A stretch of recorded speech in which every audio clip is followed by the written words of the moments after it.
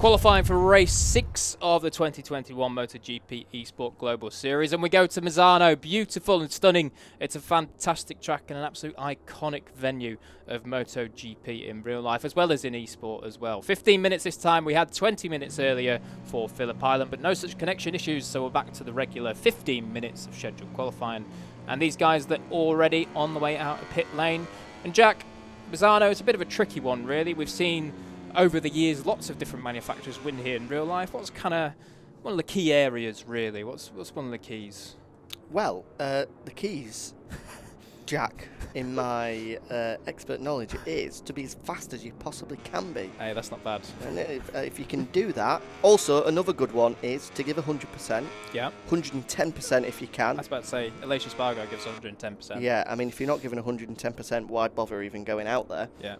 So those would be my expert tips and advice. So just to recap, be fast, give 110%. Yeah. Yeah, I think you've covered it all, to be honest there. You know, I think if I asked you the keys to a race, you'd probably say good start, Yep. fast every lap, cross the line first. Yeah, I mean, it helps. If you can do that, then you're on to a winner. But in all seriousness, I don't know, it's a difficult one, is Misano, because it's one of those circuits that has just about everything. That first sector in particular is tight and twisty. You've got to get the bike stopped and turned. But then suddenly, as you're going into sort of the final sector where you've got Cavone and those sort of fast and flowing successive three right-handers, there it's all about carrying speed and making sure you're as precise as possible. Then into the final sector, especially into Curva del Carro, which is pretty much the last real good passing opportunity. Again, it's about being precise and getting the bike stopped. So there's so many sort of different skills and traits that you need to put a perfect lap and a race together around here. It's going to be, or normally is, a venue where you see the best riders really come to the fore. Those that have got a broad skill set and can do it all, we'll see challenging at the front. Yeah, it's kind of a venue that separates the men from the boys, and it's got a flavour of every type, shall we say, as Misano.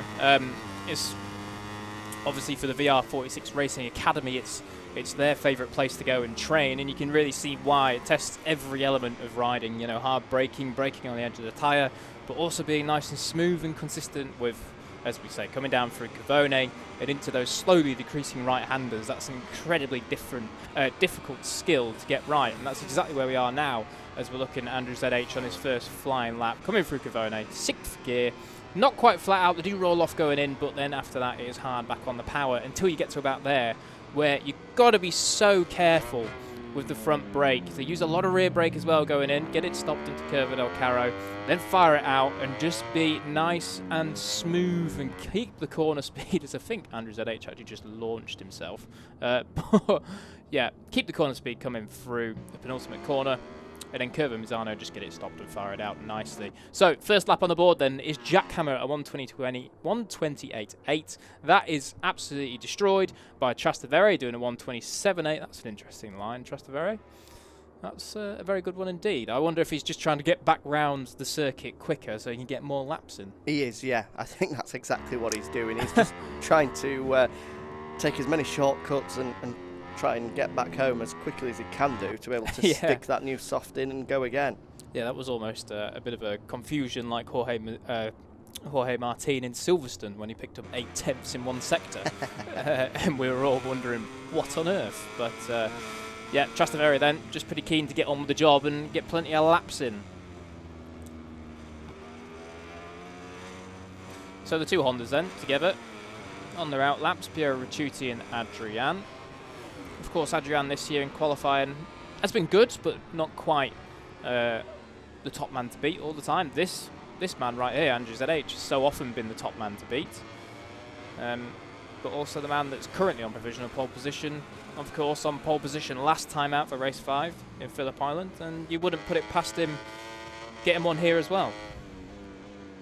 Ooh, hello. Whoa. Riccardo Bertaro gets that all kinds of wrong and eventually goes down. You can just see that's one of the difficulties of the MotoGP eSport game this year. As you can see there, he got onto the brakes, just went onto the curb a little bit, and suddenly the rear wheels started popping up and almost wanting to come over his head and spit him over the top.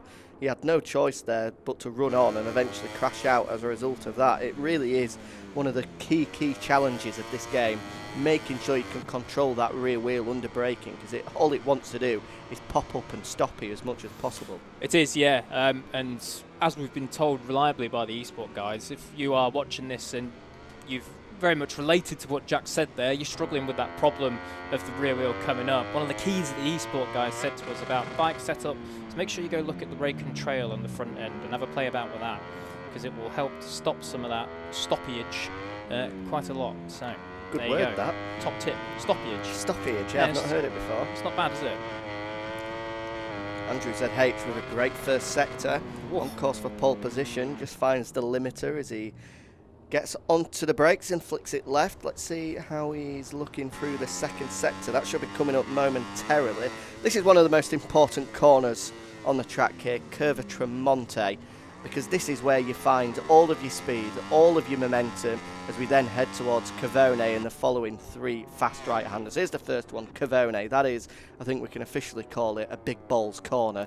You need to be as brave as possible through there. It's so difficult to get it all absolutely inch perfect, because all the bike wants to do is push you wide and run onto the green. You're wanting to be as fast as you possibly can through there. But you need to find that balance of being fast and precise and making sure you're not running wide. That was a pretty good example from Andrew ZH. It is into the final corner, bursts it towards the start-finish line, which comes pretty quick in Misano. There it is, and he goes second. Oh, look at that. Wow. Only 0.02 of a second adrift of Trastevere. So pretty evenly matched then. 2 of our world champions from past times, the 2019 and the 2018 and 17 champ Trastevere, just 0.02 between them, of course. Equal performance on these machines, so between Yamaha and Ducati, no performance advantage or disadvantage, so that is just outright pace and putting in the best lap they possibly can. So fairly evenly matched then, the 2 boys. Let's see who else is on an improving lap. This man is Ricardo Bottaro. Fuchs has just put in his best lap, or first lap of the session, sorry. A bit quicker than last adrift. time. Yeah, he waited forever and a day. Ooh, that lap's going to go away. No, he's got away with it. He's got away with it, and he goes 4th. I mean, to the naked eye there, he was well on the green, but he's got away with it. As again, he goes straight on, trying to... I like that line, that's good, isn't it? Save as much time as possible. Yeah, that's not bad at all. Bottaro, we won't tell the race director that one about the final corner track limits, but he's got away with it anyway. 6/10 off is Ricardo. So once again, it seems as though Ricardo and Joel Clay, they're around that kind of half second, 4/10, 6/10 off mark in qualifying trim, which they've kind of been all year, really. So let's hope that with 7 minutes to go, just under now, they can find a little bit more time. One man that is finding a bit more time is Jack Hammer, but unfortunately he has dived into pit lane. So it's a shame, but I'm sure that when he goes back out, he'll be able to find it now. Here's a man that needs a lap, actually. This is a bit reminiscent of what he did, I believe it was the very first qualifying of the year, where he didn't get a lap in until, it must have been 2 or 3 minutes to go in the qualifying session.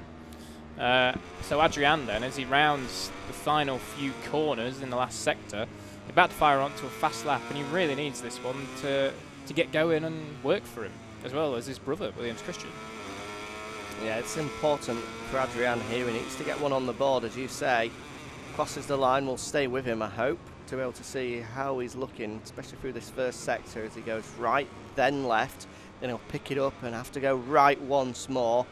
In real life, that is a real physical opening sector, especially on these big MotoGP bikes, to pick it up and chuck it from one side to the other, and then pick it up and shove it into the other side as well. Incredibly bumpy through there as well. Takes all the strength, and it's a good first sector.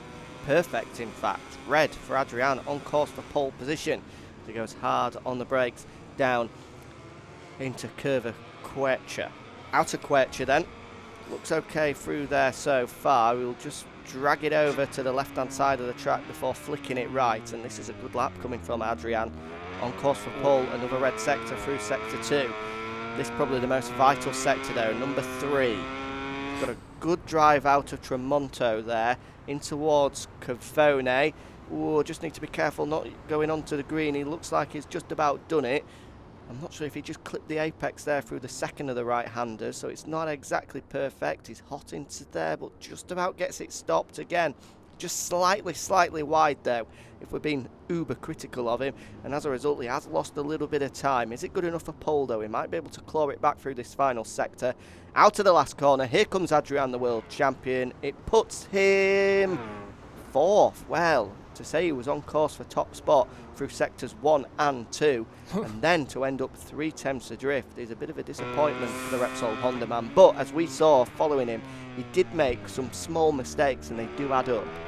Yeah, it just seems as though maybe the setup that Adrian's got works a little bit better in the tighter stuff, where it's a bit more flippy-floppy. And then when it comes onto the fast part of the track at the back is when they come out of Tremonto through Cavone and down into Caro. It just seems as though maybe the setup he's got on that particular Honda isn't working quite as well as it is for Trastevere and Andrew ZH, and even his brother Williams Christian, who's up in 3rd. So Ricciuti then, he's on another Honda and another fast lap. Red through the first intermediate. We're going to be coming down into the second split very, very shortly indeed. We'll see what he can do as he rounds Quercia. Important not to spin up too much coming out of Quercia and keep it nice and tight on the way in, otherwise you can lose quite a lot of time, and it's a PB. So not too far off. He's half a second off as it is at the moment. So I'm sure that Adrian is maybe just starting to sweat a little bit, that he's going to be knocked onto the middle of the second row. It was a bit wide through Tremonto there as well, not the ideal line through Cavone, so it looks okay through there. Again, he's on the curb on the inside, so that's brave through there, because as you could see, as soon as he clipped the curb, he just unsettled the front immediately, and it sort of slowed him up. I'm sure he had to just roll off a little bit in order not to send himself to the moon. Clearly a Franco Morbidelli fan, as you can see on the helmet. There it is, the number 21 just popping up. Yeah, Frankie's pretty good round here, isn't he? He's not bad, of course, victorious here for the first time in his MotoGP career in 2020, and he'll be making his return here, or has made his return here. One or the other. You can add the news where possible. Obviously, we're recording this being a qualifying session prior to the eSports Global Series round going live. Yep, and so last 2 minutes then. Andrew ZH is the only man that's on a, well, not just a live lap, but an improving lap at the moment. And of course, he's only got 2000s to find. So I'm sure that he's going to be very, very close indeed if he does go PB regardless. But yeah, 2000s to find between the top two. Andrew ZH and Trastevere, they've kind of been trading blows for pole positions this year. As you see, incredibly neat and tight there through Tremonto. Gets the Ducati fired and hooked up out onto the long straight. It's not that long actually here. They just about tap 6th gear before they tip it into Cavone. Oh, and that's gone incredibly wrong for him. Perfect example of clipping the curb through there. there. I think he took too much curb. That was the trouble, wasn't it? Unsettled the front, forced him wide. That's what you don't want to be doing. And when he's looking to find just 0.003 of a second to be able to move ahead of Trastevere, he definitely doesn't want to be doing that. It needs to be a inch perfect lap from Andrew ZH if he wants to take the top spot. Yeah, and I think that's going to be it for Andrew ZH though.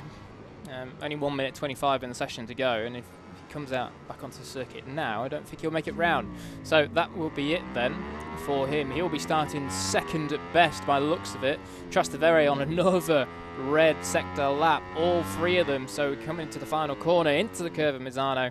See if you can get it hooked up, avoid those track limits. Perfectly. Plenty of room indeed. Across the line, and doesn't improve in the end actually. So perhaps not using all the track there just cost him on the exit the final turn. Well, with a minute to go, there's going to be a few people that are going to miss out on setting final flying laps here, but two men that have timed it perfectly, working in tandem, I'm sure, as we see at every qualifying session. The brothers, Christian and Adrian, the Suzuki man leading a factory Honda man at the moment, but both of them have gone red through that opening sector. And now both of them are red through the second sector. Wide there though for Adrian. He does bring it back for a late apex though. He might just have got away with that. If anything, he's built up a bit of momentum through this back straight into Cavone. Looks all neat and tidy through there. Again, another right-hander and looks okay. No curb on the inside, doesn't unsettle it. Takes a lot of curb there, healthy amount. but gets away with it. And look at this. These two speed. are both on course for pole position. But which one is going to take it? Both of them red through sectors 1, 2 and 3 into the final corner here. Christian will cross the line first. He will surely take top spot.